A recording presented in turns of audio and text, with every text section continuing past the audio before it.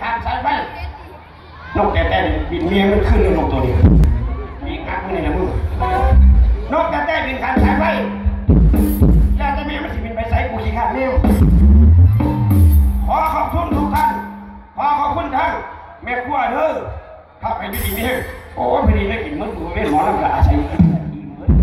เป็นและการลูกห้างต่างๆก็อยู่ที่มีทุกผู้ทุกคนมื้อนี้มีแต่ความสนุกสนาน